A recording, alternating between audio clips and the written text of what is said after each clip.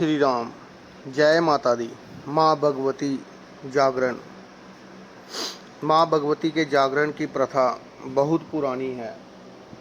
जब भी देवताओं पर संकट के बादल मंडराए, तब तब माँ भगवती की उपासना की गई, उन्हें याद किया गया।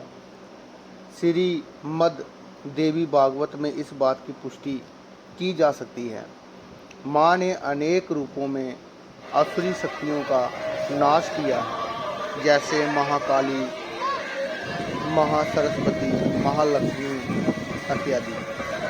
धर्म की रक्षा के लिए भगवान विष्णु ने जो अवतार लिए, वह माँ शक्ति के बिना अधूरे हैं। रात्रि तक हवन यज्ञ मंत्र करके देवताओं ने माँ शक्ति को प्रसन्न किया। रात्रि में शांति होती है और मन एक जगह स्थिर रहता है। इससे भगवान में मन लगता है। देवता जब असुरों के डर से छिप जाते थे, हवन पूजा पाठ भी नहीं कर पाते थे, तब माँ काली ने देवताओं से कहा कि आप भयभीत मत हो, डरो मत, और रात को जोत जलाकर मेरी पूजा अर्चना व भजन करो। मैं सदैव तुम्हारी रक्षा करूंगी। समय के साथ साथ आदिवासी लोग भी माँ शक्ति की उपासना करने लगे। आदिवासी जब भी कोई कार्य करते या शिकार करते, तो माँ काली को अपने शरीर की बलि देने से भी नहीं हटते।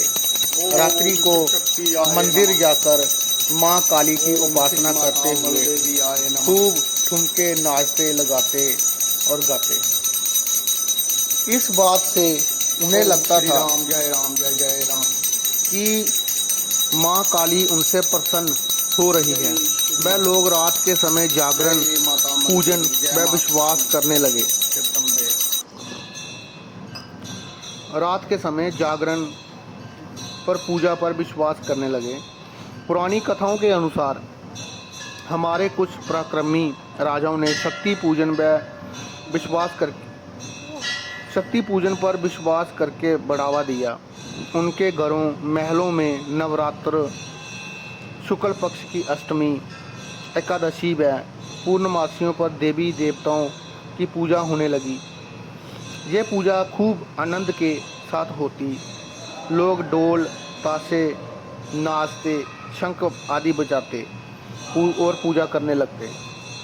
कई देशों में तो लोगों ने माँ को घंटी या बाजा बजाकर तथा जागरण में बेंटों को गाकर भी रिझाया है।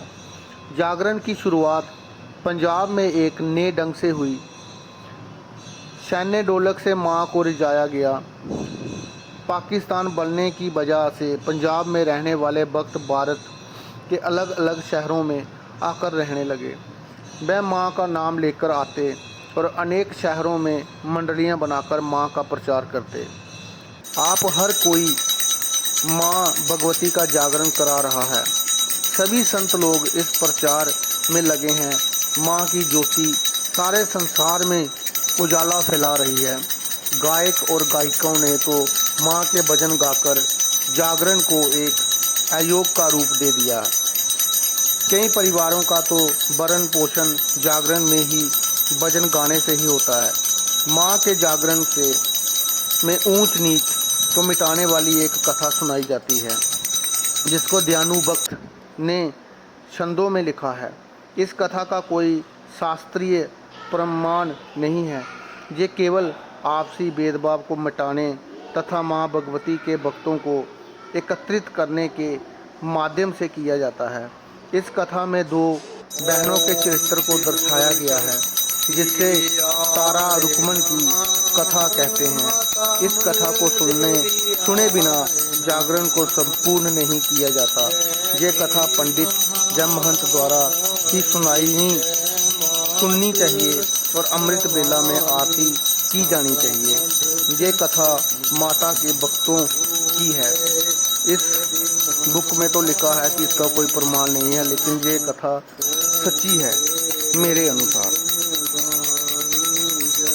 जय माता दी। जागरण का विधान। माँ का भवन पवित्र स्थान पर होना चाहिए। मध्य में माँ भगवती के स्वरूप के दर्शन मूर्ति लगाकर करने चाहिए। बाईं ओर गणेश जी, श्री हनुमान जी और महालक्ष्मी जी की मूर्ति लगानी चाहिए। फिर दाईं तरफ माँ सरस्वती, श्री भैरव जी व शंकर जी की मूर्तियाँ विराजमान होनी चाहिए। चौकी के बीचों बीच एक फट्टे या एक छोटी चौकी पर लाल कपड़ा बिछाकर परात में फलों के माध्यम में माँ की ज्योति जगानी चाहिए। ये ज्योत किक्कर की दातुन व मूली लपेटकर बनाई जाती है। एक बड़े गिलास में देसी घी से जलती है। माँ काली की मूर्ति किसी भी रूप में आवश्यक होनी चाहिए। गणेश जी की प्रतिमा सामने कलश पर रखते हैं, जिसके नीचे चावल व ऊपर 7 सुपारी, 7 लौंग, 7 इलायची, 1 पान का पत्ता, लाल कपड़े में लिपटा हुआ नारियल मोली से बांधकर तथा कुछ दक्षिणा भी रखते हैं। माँ को जो लाल चुनरी उड़ाई जाती है, उस चुनरी के एक कोने में कुछ पीले चावल व दक्षिणा बांधी जाती है। एक लोटे में चावल भरकर उस पर चांदी का सिक्का रखा जाता है, जो कलश का दान कहलाता है। पंडित जी से गणेश जी व नवग्रहों की पूजा करवानी चाहिए। तारा रानी की कथा सुनने से पूर्व नारियल का प्रसाद चढ़ाना चाहिए। जागरण के पूरा होने के पश्चात अरदास श्रद्धापूर्वक लगानी चाहिए। ये केवल मंडली के महंत द्वारा होती है। जागरण प्रेम पूर्वक कराना चाहिए। जागरण से पहले पीले चावल में अरदास रखकर एक अंगोछे में रखकर महंत जी को पहुंचाना चाहिए। ये थी जागरण की विधि। जय माता दी।